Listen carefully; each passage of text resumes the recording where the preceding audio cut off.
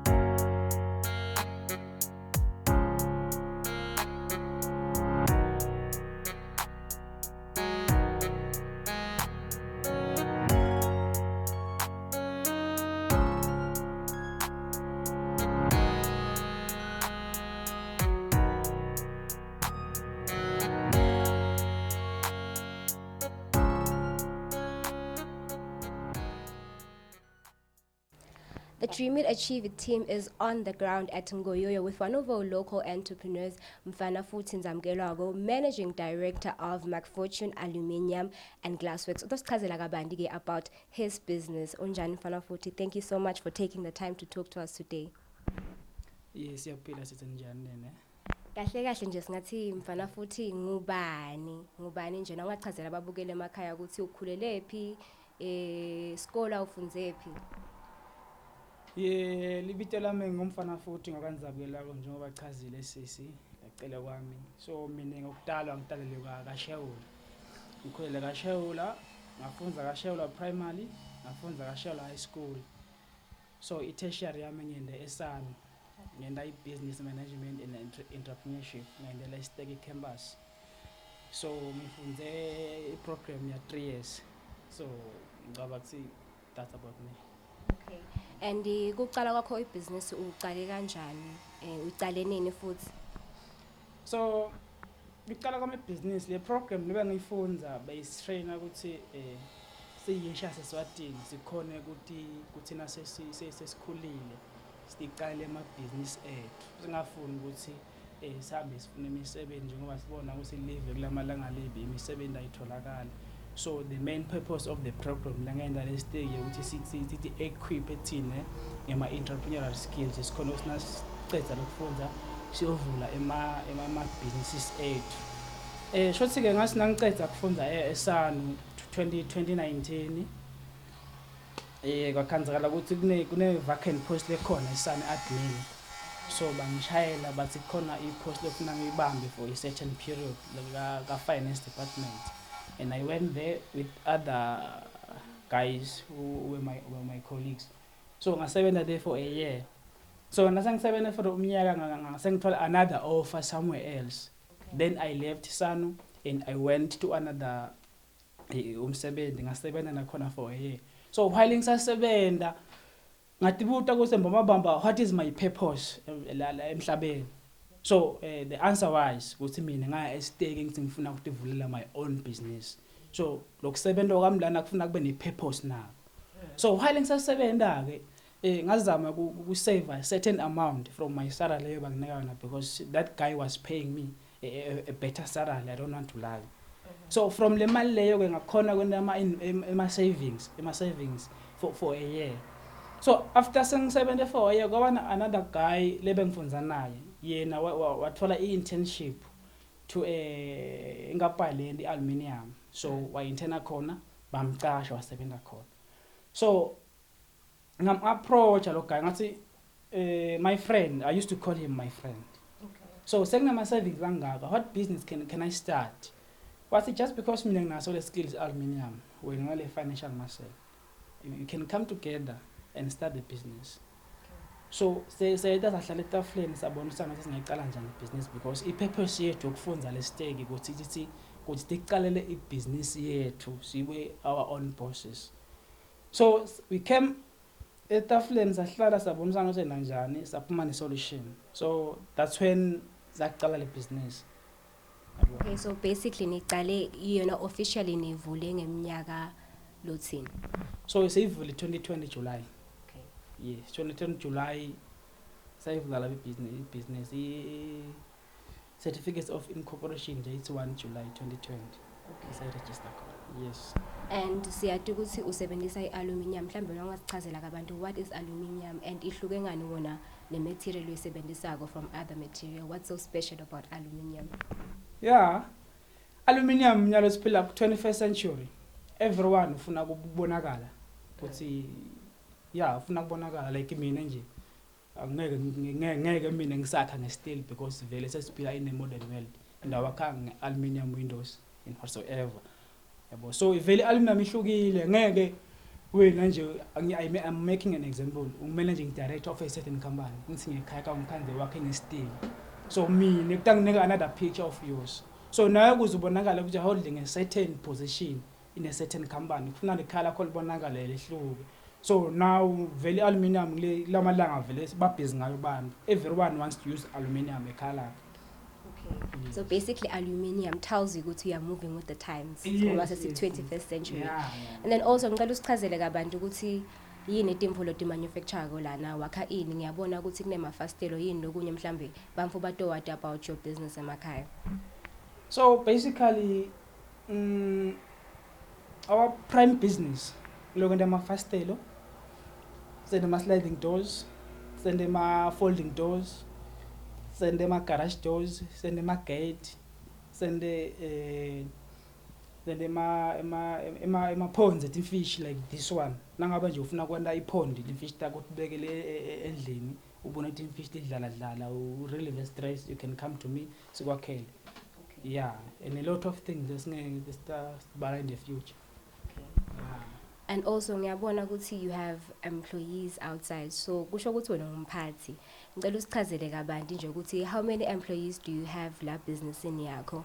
And of course we know that there's times lapho khona ukhanze ukuthi business ayigendi i-profit learning as much as you would have loved it to. Uqiniseka kanjani ukuthi at the end of the day bamfu bayahamba emakhaya banaloko lokuncane despite lama challenges laba khona ebusinessini? Yeah, a tough question indeed, but into yokuqala khona ukuthi njengoba ngishide ekuqaleni ukuthi besibabili nasiqala ibusiness but along the way kwaba khona kungabonisani ngasolini ngakhanzela sengisele ngedwana just because of sehlakayo lesangehlela lesingazange singijabulise lesaphoyisa ngishiya nami ngifeel because ngaba nenkinga nje ngaba scammed imali lenganga 52,000 and I had to sell my car and I had to start afresh from zero. So ngiloko wangibawa singidekhaya sengisele ngedwana. Okay, asengibe kuloko.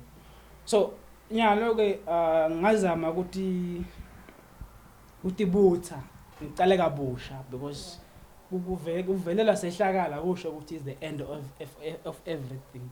Etinye tehlakalo tiyavela just because ditela talk test akusi lo usuyakufuna kungeke mbamba yini. So mina ngakuthatha ngaleyo mindset. So after saying recovery because I'm still recovering. So ngabuya ngachubeka ngazama lapha nalapha but ngoba ngconywana ngabula sokelo umsebenzi nyalo so better. So ke ngisakhona ukwenda ngedwana. So ngathola another guy lata ukhona ukuthi okay ngicela wena ubongibukela ukuthi nangabe ngithola itender athi ngima costings ale tender sitayithola kanjani isitoko uphinde ubuke nokuthi ungayimarketa kanjani ibusiness into elifana le in short nje is a marketing guy lo zama marketela phinda ngendlela ama costings all those things ukuze ngikhona ukubamba konke. And the other one is a fabricator lo khona ukuthi okay nalo sinetender leka so yakhona ukuthi sikhona kuyibala sitawukhatha kanje sikhatha kanje sihambe siyofita nasofita sihamba sonke sobathathu. So kuyendeka ukuthi kuphela inyanga kube bede itender lekhona. Yeah. Silale nje sibuka namehlweni but lokho umcoka ukuthi team ukufuna utibuke tingafiki we have to foresee situations. Yeah. So kule tender lethu namhla kufuna into ama-calculations ube very accurate kwathi ukuthi le tender le ama-costings ami ngifuna ahambe agcina la ubala ukuthi in 2 months time kufuna le mali le nyakhe namhla ikhona ukungisustain. So that's how I survive ukuthi ngiyakhona kwenta lama-calculations abe ahead of mina because ngiyarenda ngiyababhadala nami ngifuna ngidle into enjalo kufuna ukuthi bale in 2 months ahead. So that's how I manage those situations. Now also bengathanza kuva kuwe ukuthi mhlambe yini ama-advantages rather ukuthi udisebenze wena umuntu yini nokuthanza kuwena ngekuthi le business lonayo yakho you don't have like an employer lo reporter kuwe. What are the advantages that you would say so wabonile usachuba le business yakho?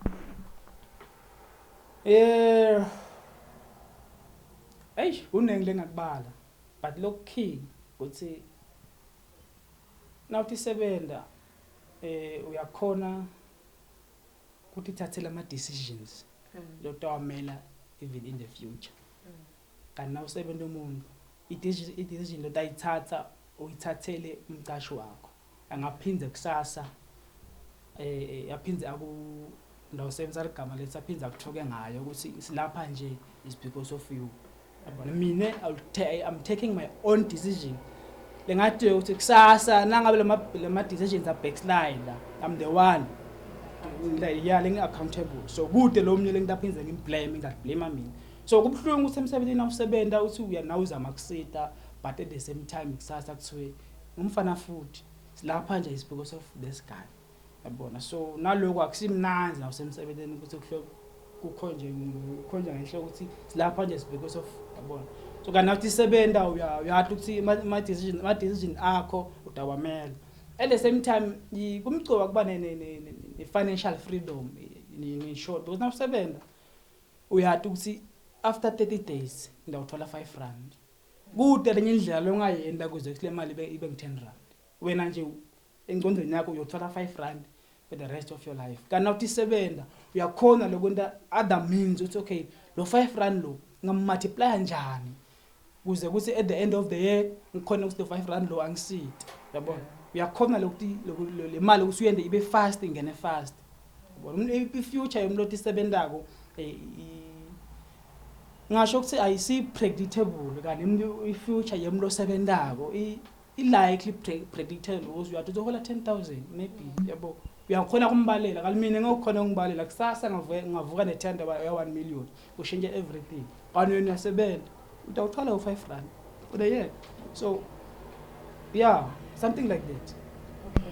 Now bangifuna bafuna ema services akho bawatfola kanjani ngivile you talked about tenders but umuntu nje lofuna kuthatha isivalo asifake endlini yakhe to make their house prettier uyitfola kanjani services yakho ema services akho rather sorry? Yeah. Mina ngiyatholakala ka Facebook nelipage lenkampani libhale ukuthi Fortune and Group of Companies. So the page nje nawufuna kusibona uyangena ku Facebook usearch Fortune and Group of Companies utayithola ke inombolo lakhona ku WhatsApp ngayo uphinde ushayele kuyo. On top of that siyakhona ukuthi si sihambe sinama posters la kulama waiting rooms nama posters lana lama service agents sifaka ama WhatsApp numbers nama contact details basithola abantu kanjani. And there you have it, ladies and gentlemen. That was the managing director of McFortune Aluminium and Glassworks, Konala Ngoyoyo. Now, for Nema services, be sure to check their pages on social media and also be sure to contact him directly on his mobile number. Thank you.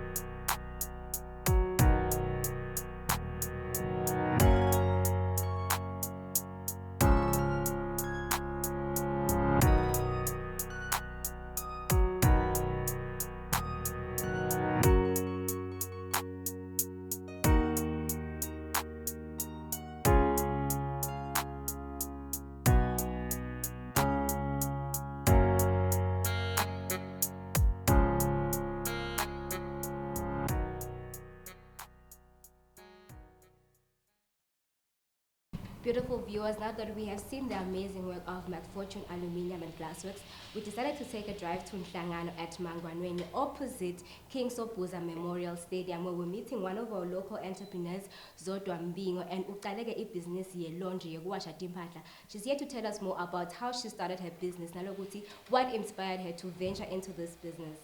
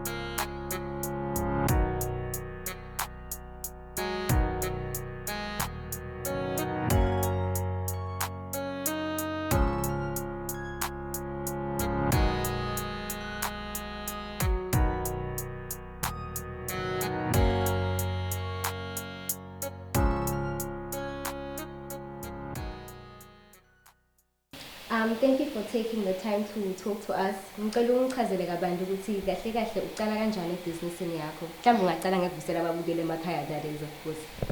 Okay, siyabingelela ababukeli lamuhla. Igama lami ngingisodwa ngakaMbingo. Ngingumuntu lomusha lengizama ukuthi ngiqale ibhizinisi njengokusengasatholakala imisebenzi. Yini lokwaku-inspirisha ukuthi uqale ibhizinisi yekuwasha? Ngiyathi ukuthi labanye abantu mhlambe bakuthathela phasi ukuthi mina sengimosha timbote bami, wena ufika njani kule sinqumo lesi? Okay, mina ngiyabonga sisi. Ngize ngifike kule sinqumo lesimine lengubonile siyathi abantu labanyenti bede isikhathi sekuwasha ukhanza ukuthi labanye kumbe babhize emisebenzini. Ndawubekisa nje kunabo maphoyisa abangena nabo ma-night shifts. Uyabobede isikhathi sekuwasha labanye bahlala khashane, so batawufuna kimi bede batolanza timfuta abo sengibawashele mina sengicedzile sisi. Okay, mhlambe emaphupho akho ale business angaba yini nje lokusaqala kuwashela abantu timpahla? Ufise ukuthi ikhule indlondlobale ifike kuphi le business yakho? Lengufisile ukuthi ikhule indlondlobale, angithi ngisaqala ngale laundry. Uma ngicala ngale laundry ngifise ukuthi ngiphinde ngichubekele bese sengiba ne-dry cleaning, ngithenge imishini leminye letawukhona ukuthi ngikhone ukuchubeka nebhizinisi yami.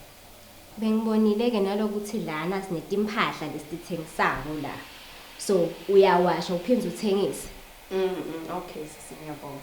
Ngiyaye nginangisema-second hand lana nje nyalo nginema-gowns, ngifune-ma-gowns, so ngiyawawasha ngibuye ngi-ayine ngithengisele bams. But ngisede-ke le ndzaweni nale ndzawo yekuthengisela ngenda i-door to door ezingisede ukuthi ngithengisela la. Okay, siyathi-ke ukuthi mhlambe emabhizinisi aba nema-challenges la kaba nawo. Besingafisa kuva ema-challenges lodibana nawo usaqhuba ibhizinisi yakho ukuthi kuba ngimaphi nalokuthi wena uwa-overcome kanjani usengumuntu lomusha losebhizinisini. Okay, ngiyabonga sisi. I-challenge lengisesenayo kwanyalo nje kubhizinisi yami uthi indzaba ya-town council. Okay, ngile ka-comments ngiyofuna i-trading license. Uma ngifika khona bangikhomba kamasipala, nangifika ka-town council bantshela ukuthi angeke ngize ngikhone kuyivula ibhizinisi la eMangwaneni ngokuthi le ndzawo ina-informal settlements.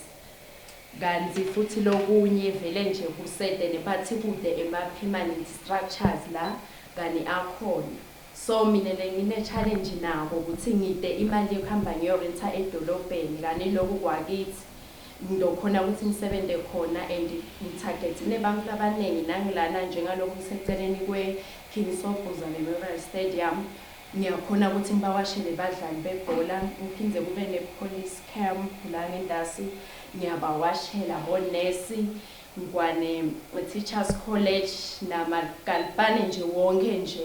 Ngicabanga ukuthi ngiko bantu bami ngibatargetile. Uma sengiya sekathi town councilor angisuke lana mina ngihambe ngiye edolobheni sekune-competition, kanti futhi nemali ye-rent yakhona nje ngengaya bangitshela ngabo 4,000 sengumuntu lomusha ngisede kwanaleyo mali leyo. Maphi ama-equipments lo wadingako noma lo ofisile ukuthi aneteke usaqhuba le business yakho?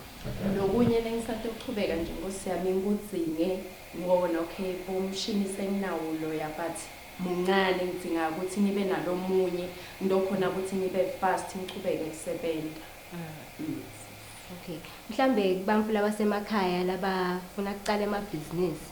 Ngiyalena nje kimi yekucala ukuthi ngiyende. I'm so inspired by the fact that ukhonile ukucabanga outside of the box usasowashile bangifuna impahla. But to the people that are watching at home ngaba encourage uthini bantu labafuna ukuqala amabhizinisi?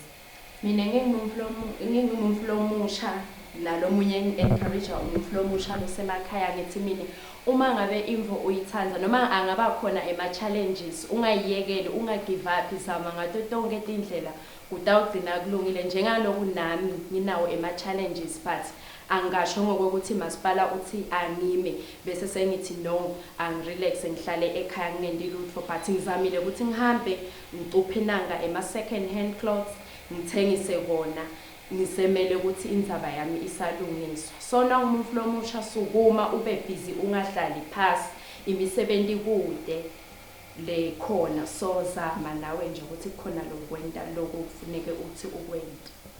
Lokunye bengifisa ukuva ukuthi usaqhuba le business yakho baphu bathola njani ama services akho khona ku social media noma kumele ukuthi balesele impahla la kuwe utholakala kanjani ama services akho bangathola kanjani? No ngiyatholakala kuma social media but labanye bayisende nale muntu ukuthi okay ngahamba ngiyolanza endlini so labanye bayeta bangilethele lana bese senyabawashela. Okay, so bachumana nawe kanjani kubo social media? Social media ithini page la ka Facebook mhlambe noma Instagram? Nga Facebook, ngisaka Facebook for now. It is laundry services. Oh, okay. And there you have it, ladies and gentlemen. That was the managing director of Z Laundry Services, Konala Enhlangano. Beautiful viewers, it has been so inspiring watching young people of the Kingdom of Eswatini take a stand to curb the unemployment rate in the Kingdom of Eswatini. From the time we met Mfanafuthi Nzabelago, the managing director of McFortune Aluminium Glassworks, it is important to keep pushing with the little that you have. And that is all that we had for you today. Keep watching Eswatini TV. Dream it, achieve it every Saturday at 10 a.m.